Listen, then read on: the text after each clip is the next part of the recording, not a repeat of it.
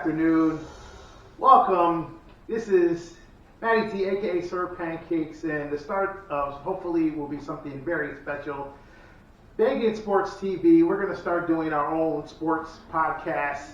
And I don't want this to be a regular sports podcast. As you see, this is my partner here to my left, Big Brown. So, and we want to tackle the controversial and the hard-hitting topics that's going on across sports, man. And of course, we want to show our own Chicago teams love. Now, this is a special that we're recording today, January 24th, 2026, because as you all know tonight, Derrick Rose is getting his number one retired by the Chicago Bulls tonight. Yes, one of one. And I just love what the Bulls organization they put in a clause to that the only way anybody ever wears number one again if it's for his son, PJ Rose. So that just right there just tells you that, you know, it's all, man, family first, man, over everything, man. Yo, shout out to my family who's watching this. And you see, I have my portrait of my late grandmother, Flora May Calvin. We're going to talk about that a little bit later on as we get into the show. I think we're going to stay in the NBA. Los Angeles Lakers. Now, Jeannie Buss came out, and hey, don't mind me, I'm going to go through my phone here because I have some bullet points here I want to talk about. So, this is from Full Court Pass on X. And Jeannie Buss came out and really came after LeBron for some of the things that he was doing behind the scenes. So I'm just going to read off this list. This is according to Jeannie Buss. She grumbled about LeBron's outsized ego. She felt that Clutch Sports, that's the agency that LeBron is signed with, along with his agent Rich Paul, she felt that Clutch Sports exerted too much control. She did not like how LeBron was considered a savior. She didn't like LeBron's lack of accountability over the Russell Westbrook trade, and Russell Westbrook is one of the best all-around point guards I think that this game has ever seen. You keep going. Jeannie Buss privately mused about not giving LeBron a contract extension and even trading him. She felt LeBron was not grateful that the Lakers drafted his son, Bronny James. And of course, you guys know that they made history, first father-son duo to ever appear together in an NBA game.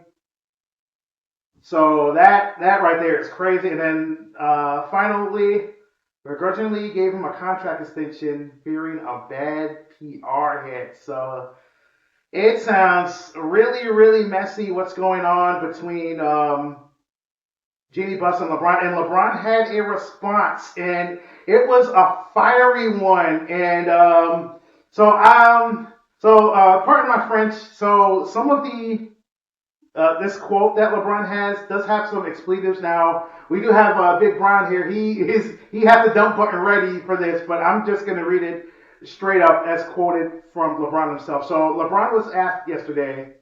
Oh, by the way, before I even get into this, so LeBron had a hoodie on that said "Everybody's crazy," so that lets you know that this is about to get wild. Okay.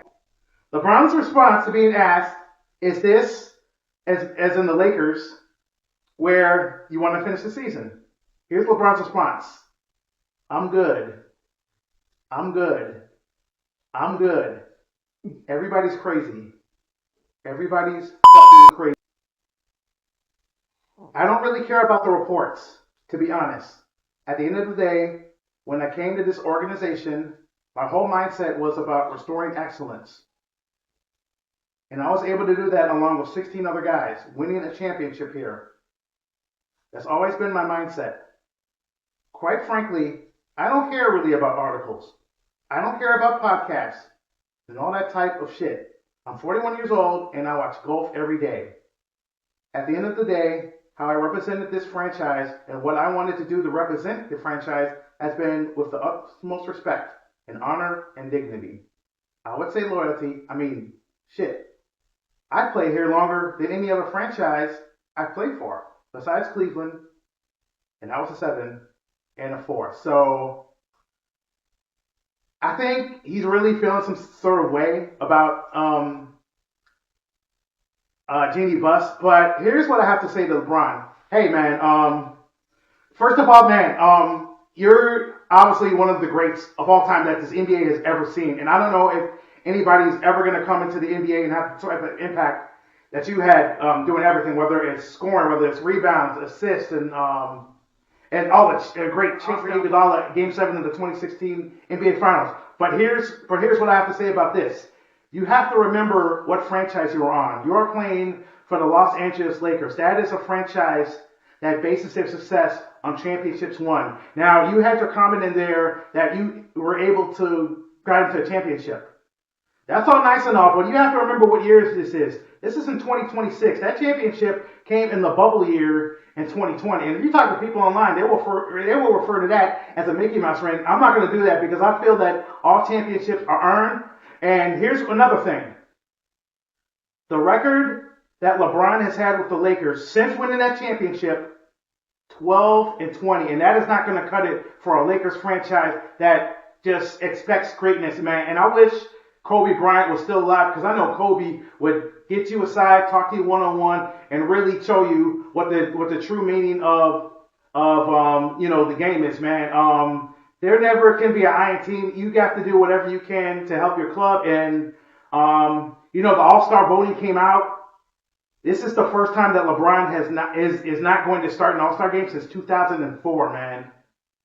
And if the fans are talking like this, then I mean, what else do you have left to prove, brother? So, I mean, I don't know what his thought process is past this season, but, I mean, if I was LeBron James, I would seriously think about just calling it a career. This is your 23rd season. Again, I said it at the start of this. I don't think there's ever going to be another NBA player that's going to come in and have the impact that you had on this game. But at the end of the day, man, you have to know when you're no longer valued. And then I know he has the no trade clause. I think he's the only player in the NBA that has a no trade clause. So you have to make that decision with your family to see if the Lakers is where you want to be to end out your Hall of Fame career, man. And that's pretty much all I got to say. So, NBA. All right. So real quick, man, I want to switch over to college football for a second because, the national championship was this past Monday. By the way, congratulations to the Indiana Hoosiers. You had an undefeated season. Fernando Mendoza, Heisman winner. He's definitely going to be the number one pick in the draft, so he's most likely going to the Las Vegas Raiders. And but there was an incident that happened after the game that raised some eyebrows. So Miami star running back Mark Fletcher Jr. apparently threw a punch at an Indiana defensive end. Excuse me if I get this name wrong. Tyreek Taylor. So apparently a Miami staffer came up and said that Taylor had made a remark on Fletcher's deceased father. And let me tell you, the relationship that Mark Fletcher had with his father, he still texts him before every game, even though he knows that he'll never get a response back. And, Fletcher, he denied it. So I don't really know who's telling the truth here. Fletcher was just like, he's just salty, he got the dub and, all this, but man, okay, look, man, I know trash talking is going to be a thing of sports, man, no matter what level you're on, man, it's probably little leaguers that might be doing it, but hey, it's got to be a line that cannot be crossed. You cannot go after somebody's dead parents. No, come on, guys. That's wrong. We got to be better than that. That's seriously. Wrong. And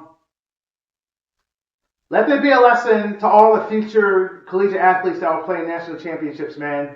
Indiana just achieved the highest of highs, and you just cannot be petty and go that low, bro. No, we cannot have this. It's a bad look on sportsmanship, man, and it's really not a good look on Indiana's dream season, man, because you don't know if they're ever going to have a season like this ever again. Again, congratulations to the Indiana Hoosiers, man. So I want to stick on football. We got to talk about the Bears. So, as you all know, the season sadly it came to an end last Saturday, a 20-17 overtime loss to the Los Angeles Rams. But man, let me tell you, This was one special season that the Chicago Bears had. So I want to share something that's really eye-popping. The Bears played in 20 games this season. 14 of those 20 games were decided by 5 points or fewer. So that tells you that's 70% of the season to where you didn't know which way the game was going to go. And I know it was bad on our poor hearts, man. And I would say the only good thing about us not playing them all is that our heart rates are going to be normal watching the conference championship games. But man, let me tell you guys, man.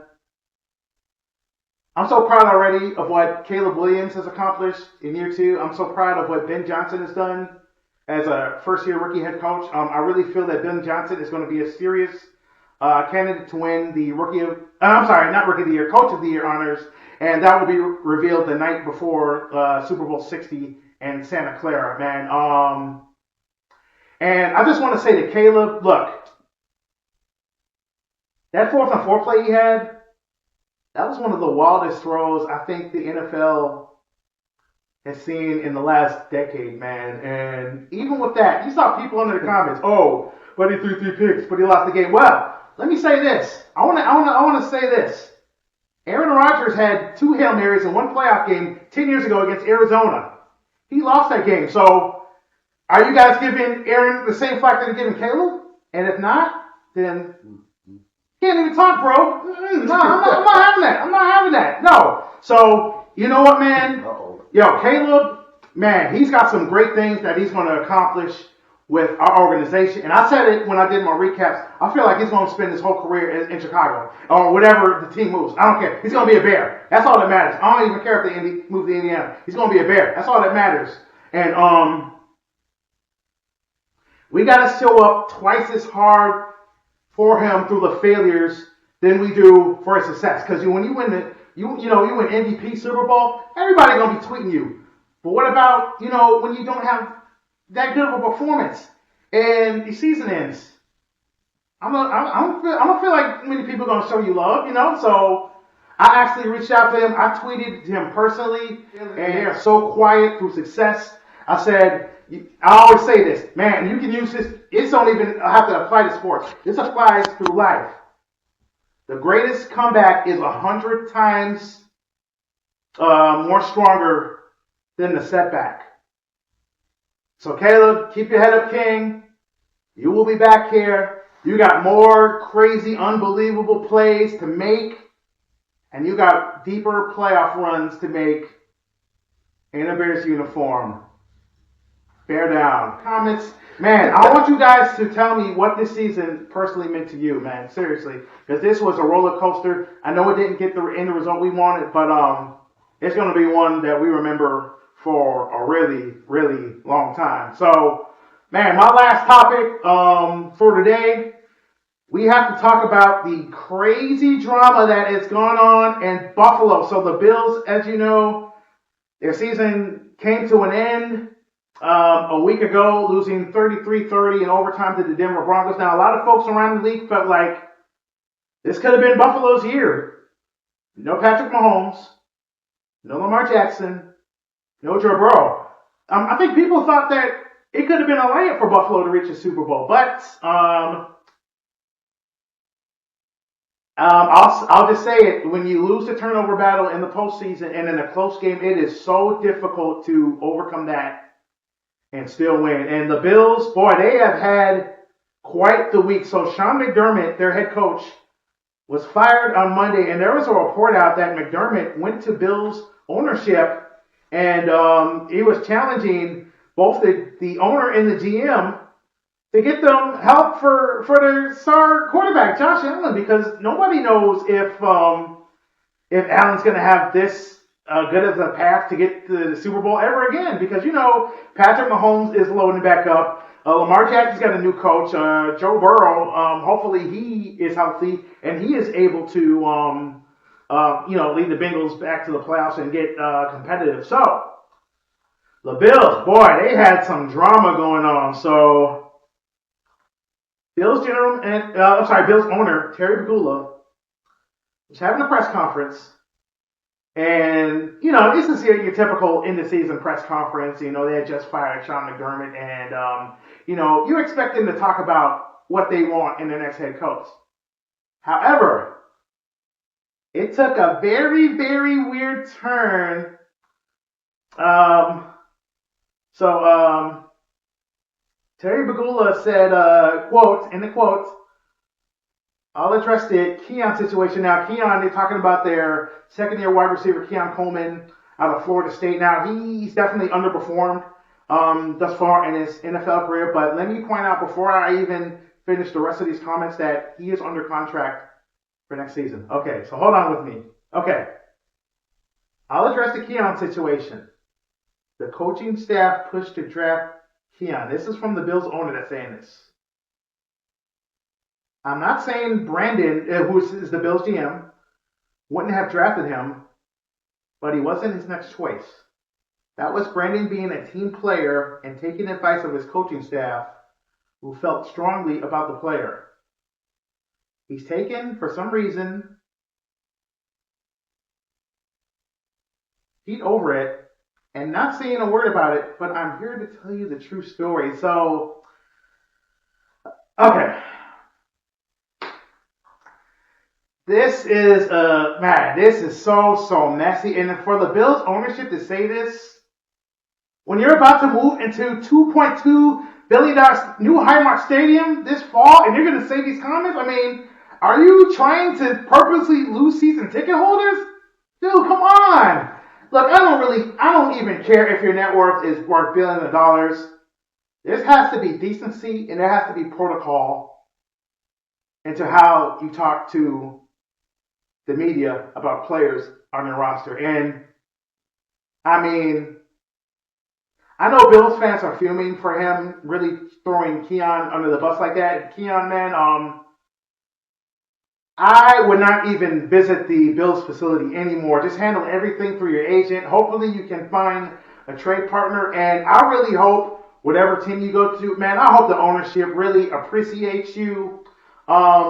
Man, not for everything you can do on the field, but everything that you bring, like, as a human being. Seriously, man, because man, mental health is so real, and you all know the tragic loss that the NFL had. The Dallas Cowboys defensive end Marshawn Nealon tragically took his own life last November. So, look, man, mental health is everything. I know this kid is really suffering, but I hope this is not the end of it, the chapter for him in his NFL career. It probably is in Buffalo, because if I'm Keon Coleman, I cannot see myself playing another snap for a team that talks so badly about him to the press.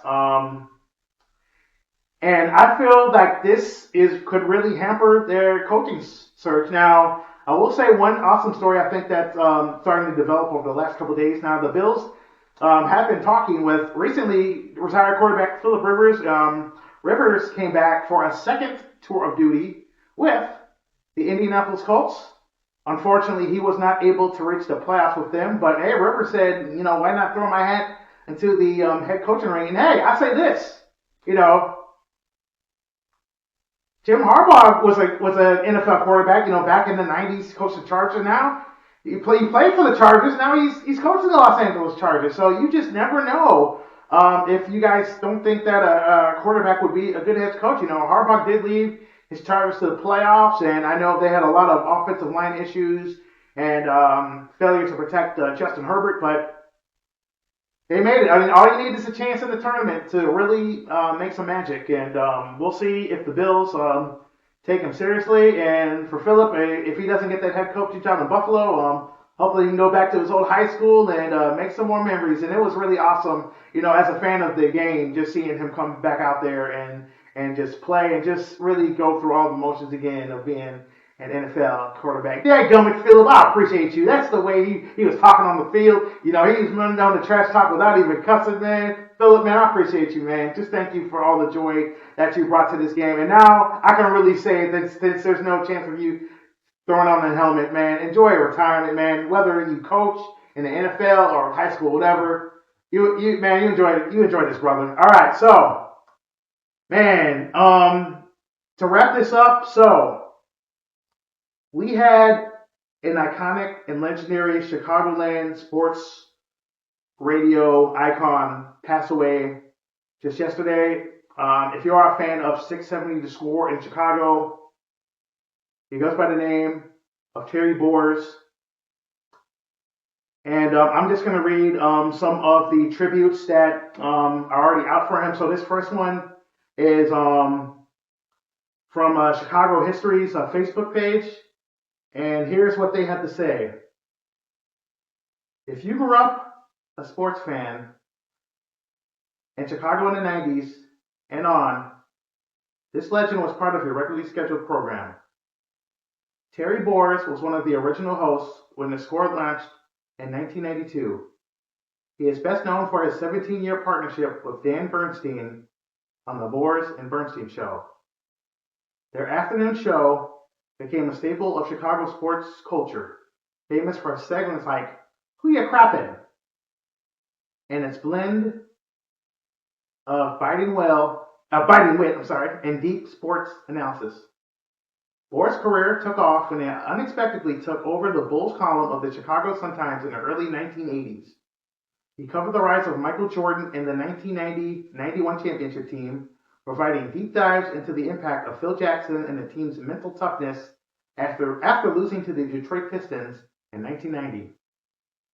Boers had a famously continuous but mutually respectful relationship with famous Chicago Bears head coach Mike Ditka. One of the most famous segments in Chicago radio history originated from a confrontation where Boers criticized Ditka, leading the coach to snap back. Who ya crappin'? He remained a voice of the city through the 2016 Chicago Cubs championship run, reflecting on the victory just months before his retirement. Boers was known for his sharp, often biting analysis of the Chicago White Sox management and ownership during his years on the afternoon drive. Growing up in the south suburbs of Chicago Heights, Illinois, his coverage often resonated with the gritty, blue-collar identity of Chicago White Sox fans. So that is the first piece, and here is the second piece. This is from All Things Chicago, also from Facebook. Terry Boers, a former Chicago Sun-Times columnist who 34 years ago was one of the founding talkers of Chicago's first sports radio station, WSER AM 670, died Friday afternoon. He was 75. Boers publicly had dealt on and off with health issues over the years, including cancer treatments in the months before his retirement send-off from the Score on January 15, 2017, 3 days after the station's 25th anniversary. Mitch Rosen, vice president of the Score, confirmed Boers' death. Paired first with Dan McNeil for 7.5 years, then Dan Bernstein, Boers helped establish the station's early identity as a clubhouse where boys could be boys. That approach to broadcasting would have to evolve in response to changing community standards, as once was considered de rigueur and playful on sports talk radio might be deemed insensitive or worse today. We push it, Terry Boers told the Chicago Tribune in 2007. We blur it. All of us go overboard. I plead absolutely guilty on many fronts, too numerous to mention. To his fans, that edginess was a sign of authenticity and part of his appeal. He was who he was, by turns, outrageous and outraged, amused and bemused, and never lacked an opinion. So, personally, I want to dedicate this first episode to Terry Boers. Condolences to all the family and friends and his sports radio co-hosts and everybody that knew and loved him, man. Thank you so much for everything that you've done for Chicago Sports Center. You are an icon, and you definitely will not be forgotten. So before I sign off, as you see here in front of me, I have two pieces here, and I have a third one on my phone. And a lot of people are probably asking, "Yo, Matt, you're so knowledgeable in sports. What took you so long to do this?" Well, let me tell you guys. I had a couple of really, really deep losses, both in my family and my friends group. Now, I said at the start of the show, I talked to you guys about my grandmother, Flora May Calvin. She died about a month after the COVID-19 pandemic started, April of 2020, and that's why I led off with the Chicago Bulls today because my grandmother was a huge Chicago Bulls fan, and and we have a segment later. Her favorite game show is Wheel of Fortune, so we got a segment that we're going to do in our regular podcast that is going to be really fun, and it's definitely going to create an instant memory of her. Grandma, I thank you for the strength that you always showed, battling health issue after health issue. And I'll never forget, that one birthday where I actually wound up getting, I got a brand new, like a Buick Encore, and you wound up getting the same exact car in the same exact color. Now, if that ain't love, then I don't know what is, man, because that just meant the world to me, and it forever will. So thank you so much for inspiring me. I promise you, I know you up in the heavens, and I'm still going to make you proud. So thank you. I love you. Rest in peace. So secondly, this is for my best friend, Robert Edward Jones. Robert, unfortunately left us in January of 2024.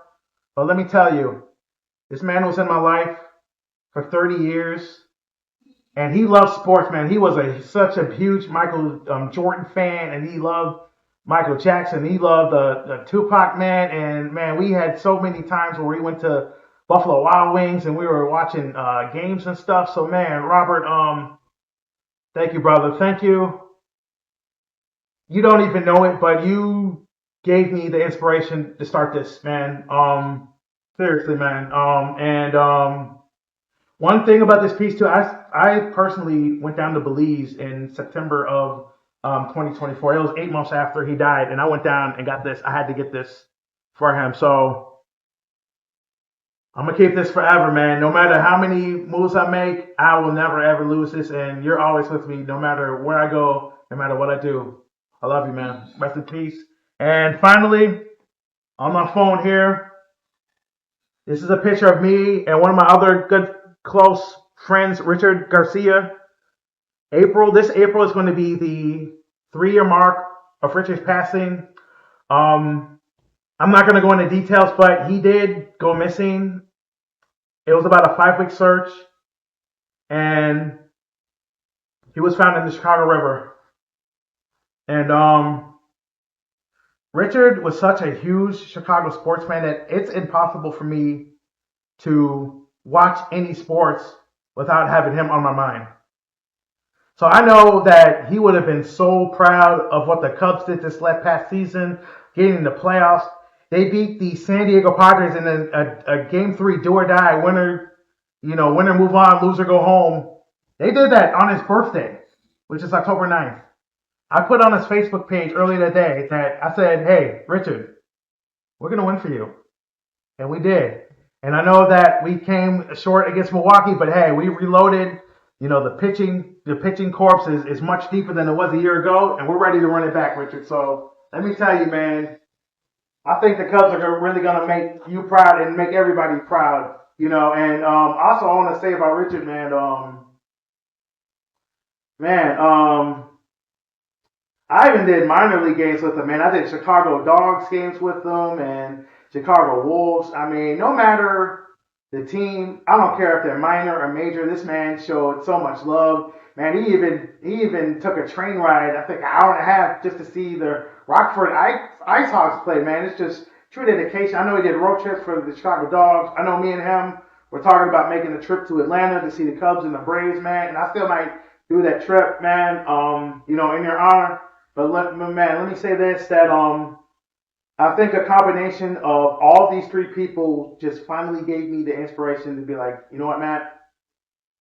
It's time. Because I read a quote online that said, if you stay stuck in the same place forever, then you're always going to be afraid to take that leap and see what potential you can unlock. So with that being said, man, I think that is going to wrap it up for this episode, man. I want to for tuning in. I definitely want you guys. I value feedback so much, so I want you guys to leave your comments. I don't care if it's good, bad, or ugly. I need to see everything. And for the ugly comments, hey, that's gonna make me even better for future episodes. So, man, just drop your comments of what you thought about this. We're planning on doing a Super Bowl episode 2 weeks from tomorrow, so it's gonna be even more on me, man. Get used to it, baby. So, man, thank you guys so much, man. I'll say some final closing words. I'm sorry, man. Well, talk to the people, brother. This is Sir Pancake's channel right here. This is Banging Sports TV. Yes, I'm the cameraman behind the scenes. Yes, sir. I'm the editor. Yes, sir. I'm just here to support. Yes, sir. As far as Robert Jones, he was my high school friend, Absolutely. my boy too, man. I miss him, man. Rest in peace to it's for Robert, man. Robert Jones, Yes, his sir. grandma, Yes, sir. and his best boy right Yes, there. sir. Because sports is in his blood now. You Absolutely, know what I'm man. saying? So, It's always been on blood, man. I know y'all seeing me, I'm just quiet, but Hey. you want to see me talk stuff. You gotta. Hey, we gonna say that for later. We gonna say that for later. No, you come on the XX Podcast radio There you go. channel, and I'll let you know what goes on over Absolutely, there. baby. But it's on him. Thank y'all for having me on. Thank you. Absolutely, y'all. And I'm out. Absolutely, brother boy, Mattie T, aka Sir Pancake. So as you guys know, Black History Month is right around the corner. Matter of fact, it's gonna hit next weekend, and man, hey man, I want everybody to go out and support this black, this black-owned podcast, man. We doing our thing. Banging Sports TV. Find us on YouTube, man. XX Podcast Radio on TikTok. Check us out, man. We got some great content coming this year, and man, that's all I gotta say. Thank y'all for the love and support. Thank you. Appreciate you. Love. I'm out.